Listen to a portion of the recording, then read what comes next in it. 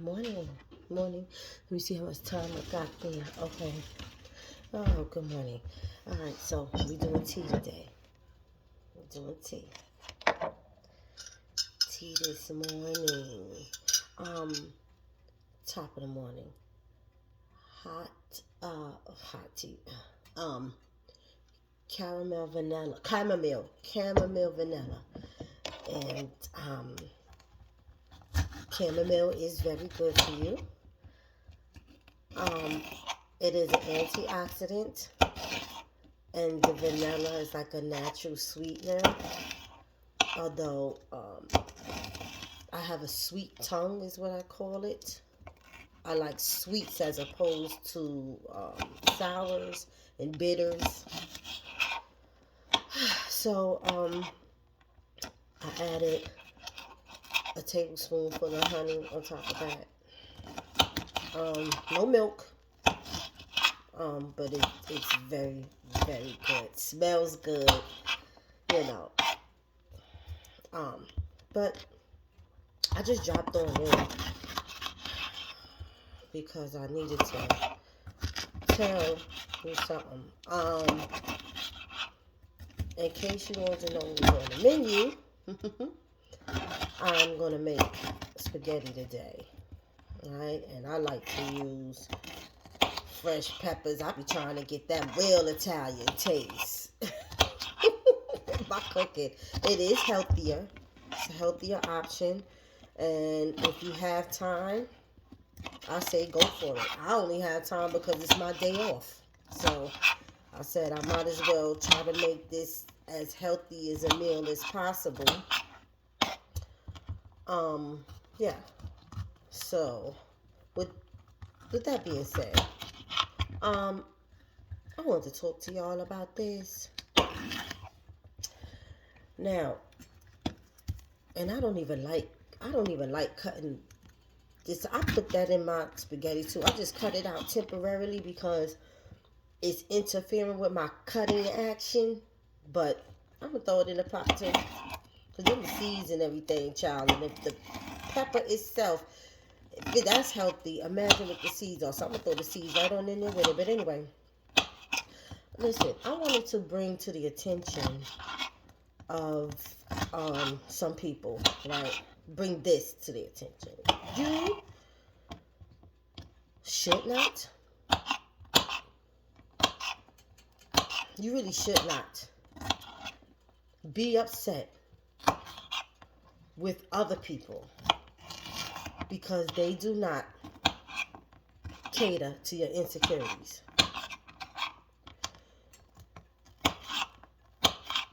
You should not be upset at other people because they don't validate your insecurities. You can't have a healthy relationship. I ain't gonna say a relationship of any kind because that ain't true. But you damn sure can't have a healthy relationship if the person you're with always has to do some type of inner work that you should have done or should be doing. You know what I mean? Maybe not. If you have insecurities or any type of self-esteem issues, you might want to work on those things before getting into a relationship. Now, I'm not saying that you don't deserve a relationship. I think a lot of people want relationships. They like the feeling of having a fan. They like the feeling of support. But just the same way they like those feelings, or you like those feelings of unconditional love and support, do you not think that the person you're in a relationship with is just as deserving of those same emotions and support from you? If you having some type of issue and shit going on with yourself, the only reason why I say refrain from being in a relationship is because whatever your requirements are, you can't, if barely, even meet your own requirements to be able to give some of what you require to somebody else, because a relationship is about reciprocity. Child, Ain't no way you about to sit here and tell me that I got to support you in all of these type of ways in order to be with you, and you can't offer none of that support back. I'm tired of the fight that women are emotional and men are not, because it has been proven through history that men are just as emotional as women. And I just want to make a note that it is not the emasculation of men to display those emotions, not to a woman. Grown ass women, remember, anytime I make a reference to grown women, please understand that I am not specifically talking about age. I'm talking about the mentality. And grown women understand and know that it is a human trait to have emotions. And that if you are a man walking around emotionless or trying to disregard your emotions because you feel like it is not manly, that's something else that you got to work on. Because women want to have all types of interactions with their mates.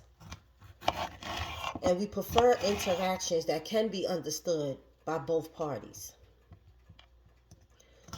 But back to the drawing board. Emotions is something that should be and can be understood by both parties in a relationship. So if you having some type of issues within yourself, it is unfair of you to expect your partner to deal with those issues for you. It is unfair for you to want your partner to do the emotional labor, or to use your partner as an emotional punching bag for you. As much as you may not want to, and you find excuses not to, you got to get in there and do your own motherfucking work. Your own emotional work. To heal yourself. To be able to be in a space where you can have a mature, healthy relationship with your significant other. Arguments, disagreements should not be a versus. It shouldn't be a competition. It should not be in the thought process that I am going to win this argument no matter what. In a disagreement, it is not about winning when you're in a relationship. That's not what it's about. It's about gaining an understanding of each other. That is a teachable moment. You should use it as such. If you're interested in any type of way of learning your partner and growing with your partner, listen.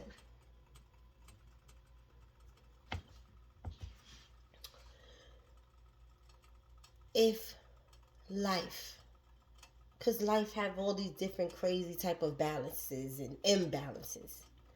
If life have taught you for some reason or another, through one experience or other, that you are unlovable, you cannot get into a relationship and expect your partner to make you happy if you're not happy with yourself, to give you unconditional love if you don't have that for yourself, to validate your insecurities about having low self-esteem or being unlovable, if that isn't something that you have worked on yourself. That's why it's unfair. Because I've done all the necessary work that I need to do for self-correction and self-awareness. And the only instances where that won't work is if my partner and myself have a disagreement on how to handle a particular situation. That is where we discuss it and figure out how we can tackle the situation as a team. If we can't tackle the situation as a team, it is still a mediation for us to come to a conclusion how one of us could tackle it one way or the other in order to make our partner uncomfortable. Now that's where comfortable, excuse me, so that our partner won't be uncomfortable. Correction.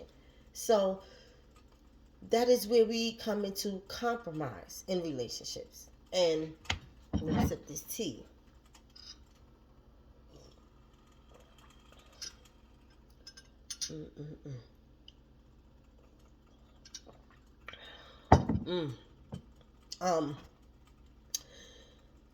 Damn.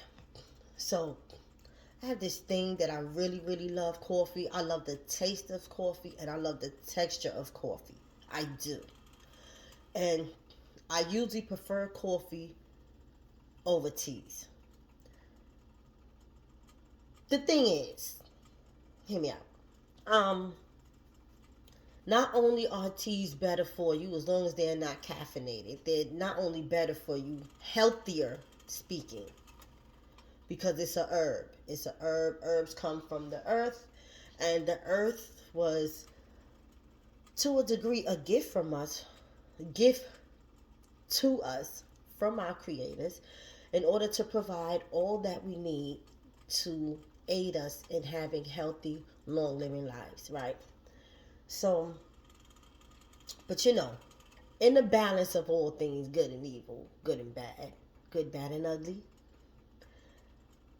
I really, really like coffee, but I also really, really, really like tea.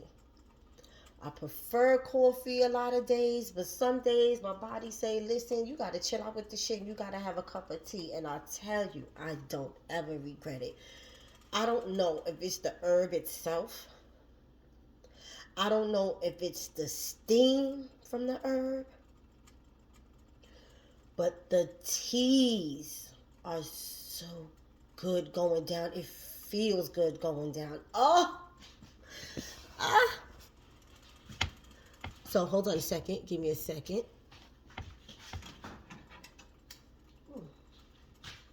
I'm taking my sage.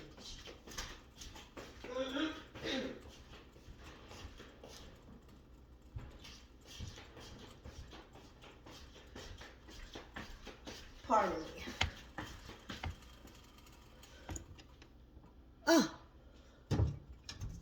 Okay. So, where was I? Forgive me. I know I'll be having a lot of things going on at one time. I am just really waking up. I lit my sage. I know that, you know, there's a preference of, excuse me, not having sage in the same room. Maybe. I don't know. It depends on the person. It actually depends on the person. Because me, I love the smell of sage. I love the feel of sage. So, yeah, that's just where I am. Excuse me, I needed to get some butter. All right. So, anyway, back to what I was saying. There's some work that you need to do on yourself because, baby, let me tell you something. You and your partner are supposed to balance each other out. It will not always be pretty. It ain't. Don't expect that. It ain't always going to be pretty. It ain't always going to be sunshine and flowers. Don't expect that. That's not a reality. You are going to have good and bad days, but you want to set the tone in your relationship where your bad days aren't so bad. And that when times get tumultuous, when it really does get bad, you want to be able to set it up where at the very least,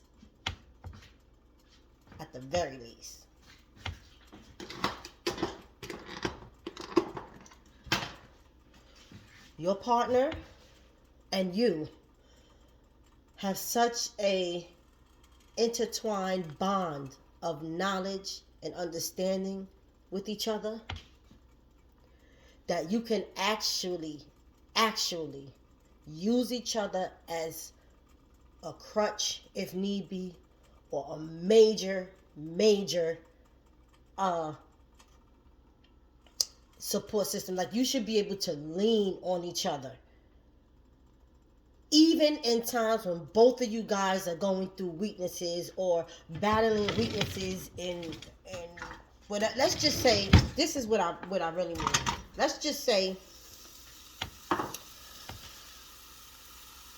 in a situation of death in a family. Depending on who the person is that dies, you know, death is a horrible, horrible process of life, but it's a process of life nonetheless. And a relationship, especially a relationship that has been given time, you should be at a point in your relationship where if something like death comes, you can grieve separately as well as together, and not be a continuous harm to one another because you're already grieving the death of someone. That is the relationship goals that you should aspire to. So if you are lacking self awareness, self-love, understanding of yourself, how is it that you can be a solid partner to your significant other in any times of despair? How can you even be a solid partner even in times of excitement and celebration? Because you know what I've learned in my relationships, and this is of course just my experiences, oftentimes, not all the time, but oftentimes, when one partner has a milestone, when one partner have a grand experience, something great, something good, something beneficial, you know, something that they just feel good about, even if it's not financially beneficial, it could just be something that they feel good about. The other partner feels some type of a way inside that their partner has created some type of milestone, some type of euphoric feeling of being celebrated. That, in fact, is jealousy and envy. And as much as we say you shouldn't be with nobody like that, some of us are already with someone like that, unfortunately. But this is where you want to work on being a better version of yourself for relationships. Because when your partner wins, you have to have the understanding, and you have to be able to process that your partner's win is actually a win for the both of you. And you should be just as celebratory and just as happy for the achievement as the partner who initiated or accomplished the achievement. Shouldn't be competition in relationships. Let me just quote Chris Rock. He had a stand-up. I can't remember the particular stand-up, but he damn sure did say, relationships should not be competition. It shouldn't be you against your wife, and I'm quoting him as best as I could, although I have not been married to date, but I have been in long-term relationships. And I'm relieved that I haven't experienced marriage yet, and I'll get back to that point later on. But he said it should not be competition between you and your wife. It shouldn't be you can do this better than her or she can do it better than you, because at the end of the day, Two people can move a couch better than one. If you get one in and I get the other in, we can move it across the room, we can move it across the land, we can move it wherever we need to move it with ease because we're both doing our part. Both holding the weight to be able to get the object where we need to get it to. And of course, he had a comical spin on it, and it was funny, but also very, very true. I find it, right? And you just need to understand that although our experiences are supposed to help us evolve into a better person. Sometimes, though, we can get stuck emotionally in those experiences, and they continue to live in our space. They continue to have an effect on our lives. In the spiritual world, we call it still being in our energy, right? Those experiences, whether it's with a person, place, or thing, will remain in our energy, and we use it as a defense mechanism when we go into relationships, other relationships, especially relationships that we feel have the potential to be greater. It's almost like an inner alarm system goes off. You know, it's like, I feel this good. I like the way this is going. This is too good to be true because the experience that I had 15, 20, 10 years ago, 5 years ago, has shown me that when I was in a similar space before, even though I was with a different person, I ended up feeling this way. And so it is kind of like an alarm system that goes off. And sometimes with those alarm systems, we tend to self-sabotage the relationships. That's that old energy coming back into, that's that old experience, coming back into your energy. But let me just tell you this, right? The experience is supposed to evolve us into a better person. It's simultaneous to failures. Failures are necessary in our lives because they catapult us into our ultimate greatness. You have to understand the balance of all things. You have to understand what failure is in order to be able to not just obtain success, but appreciate success. And it's similar. You have these experiences not just to be able to have a better experience next time, but to be catapulted into a better experience, because when you find yourself in a similar situation, you're supposed to do better. The experience is coming back around. Those old experiences that's tapping on your nerves and tapping on your energy, baby, those are just really reminders, not an alarm. Those are just reminders, because alarms usually are your intuition. Your intuition, when it's an emergency, when it is something that is not right, when it's something that's about to go left at any time. Left could be 2 years down the road. But if it is not for you, your divine intervention kicks in, sending a message to your intuition and letting your intuition know, letting you know that this situation isn't right for you. And in spite of what you're feeling right now, this is one warning for you to remove yourself from this situation, because this person, place, or thing isn't for you. But those old experiences, tap dancing on your nerves, that's not your intuition. That is not even an alarm. It is a false alarm. But what it is supposed to do is just to remind you of the experience that you had, how you felt, to do better this time so that you don't have the same experience again. That's what it's a reminder. The same way as we put something on the calendar, oh, the bill is due on this day, or oh girl, we're gonna set a brunch date for this particular day. I'm going to mark it on my calendar, but also send me a text, because I'm in my phone a lot. I work through my phone. And if you send me a text, it will be a visual reminder.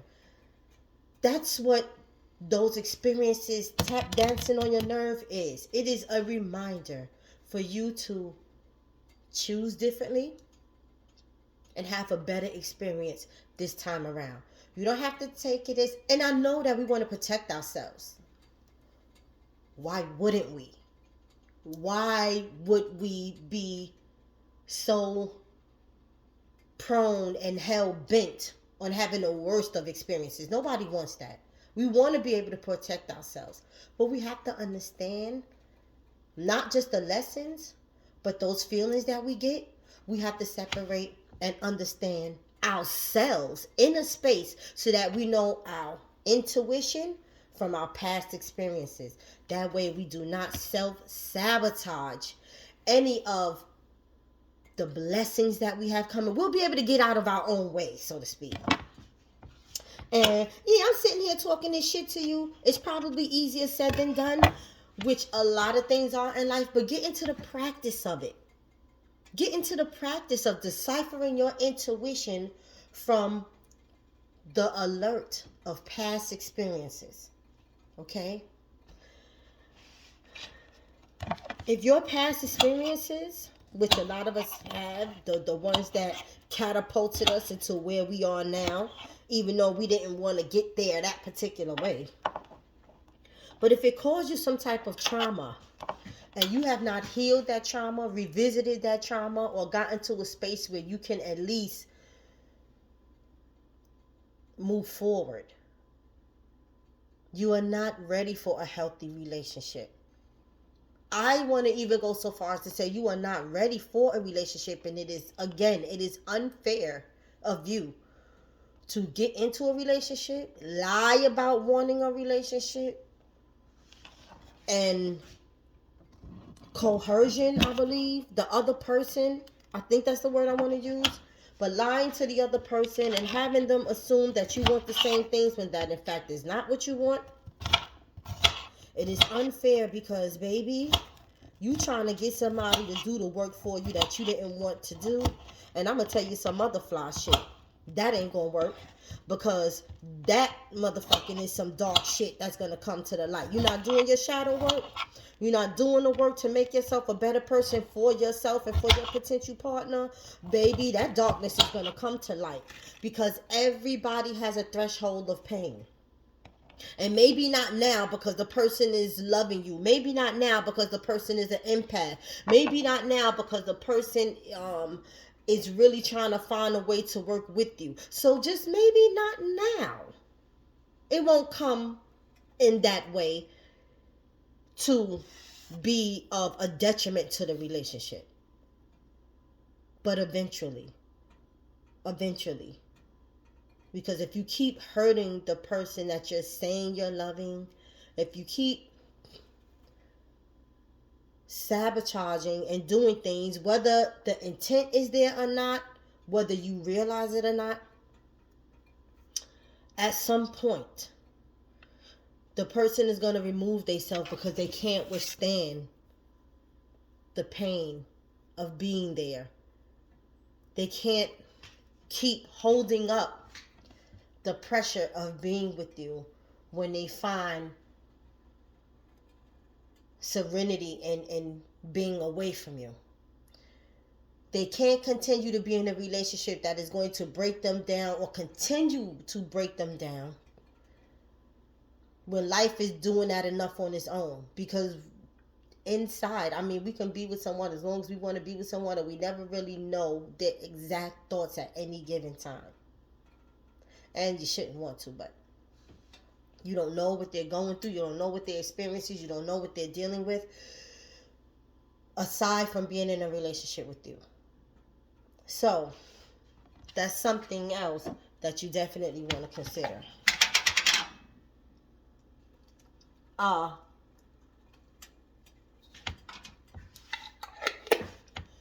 You want to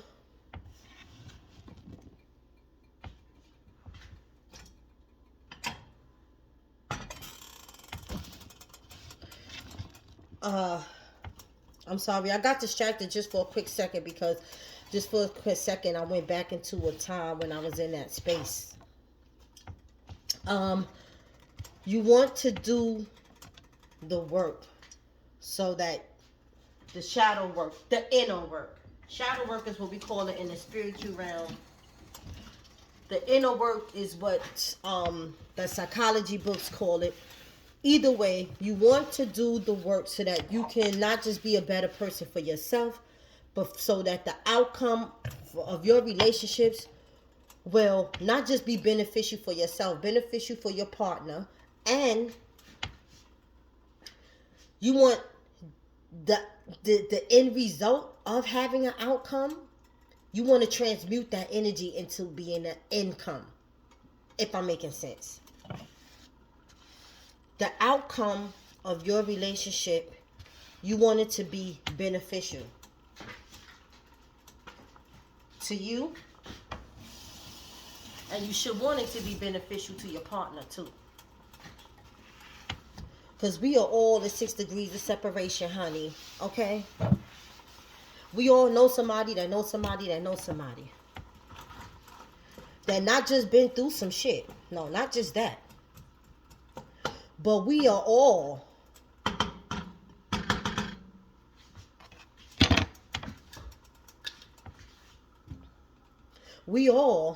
not just been through some shit our own self, but we all have experienced people that been through some shit that they didn't heal and have been a casualty of war because of it.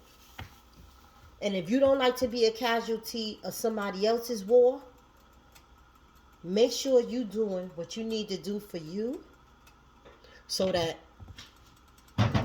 the energy that returns to you, the karma that returns to you, will always be beneficial. And that's what I mean about having the outcome ultimately be an income. You want to be able to benefit from having most experiences. It comes a time in our adult life where we have to stop taking losses, and if we are allowed any type of control, which we do have free will, so in using that free will, you want to be able to make conscious decisions for damage control. So if you have any type of this tea,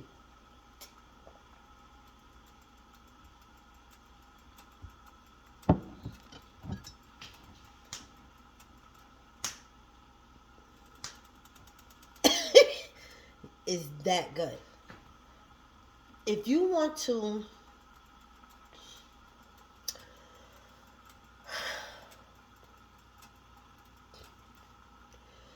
do better, you got to start making conscious decisions to do better. That's where we are in our adult life. When you know better, you do better.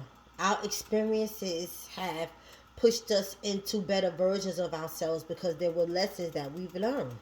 And in those lessons, because all this shit is 360, so the experience is going to come back around.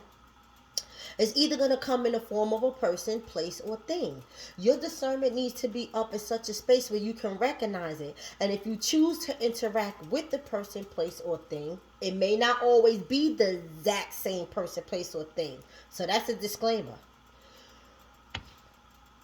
Regardless, the energy will be there. And you need to have your discernment in a place where you can recognize that. And if divine intervention swoops in and lets you know that this particular person, place, or thing, even though it is not exactly the same, but you will have, like, your alarm is going off now. Your intuition is going off. You're getting these intuitive nudges. If it's going off, pay attention to that. But discernment also means you must be able to recognize when it's not your intuition and just your insecurity or just your past experience coming and reacting out of fear that you don't want to be hurt again, or you don't want to have what happened before to happen again. And this is where you make a conscious decision to choose differently and to do better once you have decided to interact with this verb, person, place, thing. If you decide to reframe altogether, well, that I'm not even talking about that. But with the knowledge, wisdom, and understanding that you have accumulated up to date, if you choose to interact, then you must know that there's a different approach that has to be taken in this circumstance so that you won't have the same outcome. So, I hope I did not take up too much of your time. But even if I did,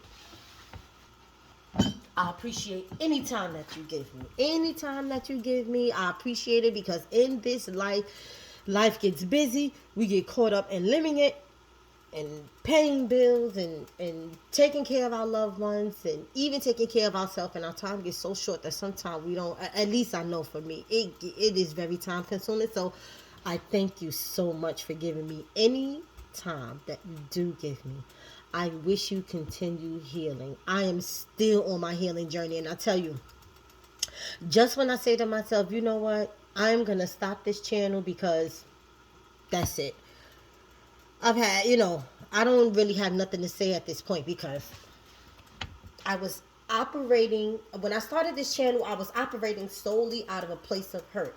And of course I had so much to say because I felt like I didn't deserve to be hurt, and I needed to get whatever I was holding in, because the person left and never gave me closure. So I never had a full understanding of what went on, what happened, and why.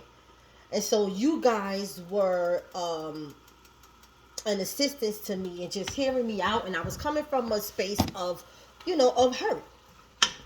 And in coming from that space of hurt, of course I had so much to say. Now that I'm coming from a place of at least healing that past this, well, I want to say I've healed. I do want to pat myself on the back to say that I have healed from that particular experience. And, I say to myself, well, even though I'm still going through certain things,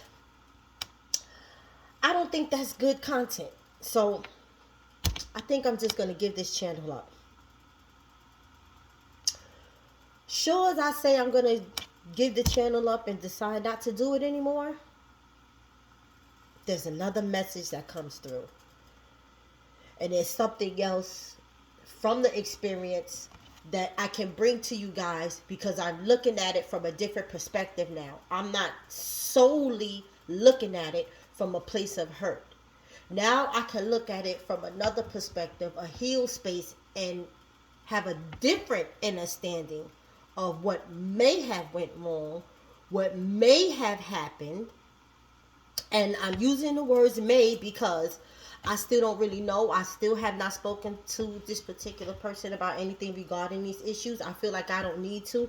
But when you have such things as a breakup, it always takes two parties. There's two stories, blah blah blah. So I'm using the word may because I don't know if he would agree or disagree. I don't know. I don't particularly care. But my point, that's the only reason why I'm saying may. So, but I know how I feel about things. And so when those feelings come back and visit me from a different space, though, I'm able to bring it to you in a form of content just to give you something to think about. Maybe if you're going through it or have been through it, or, I think it's important for you to understand that you're not going through it alone. All right. So with that, I wish you continue healing. Peace and blessings to my collective. I appreciate you giving me any time that you do give me. Have a great day, a great week. And I know I should be delivering more content, but life is not that way. It's I have to go with what I feel when I feel it, and when I get the word from God to let me know to move forward with getting this message out, that's when I go with it. So I apologize if it's not on a consistent basis. I wish it could be on a consistent basis. But such is life, darling. I'm going to finish my tea now. Have a wonderful, wonderful day, week on purpose.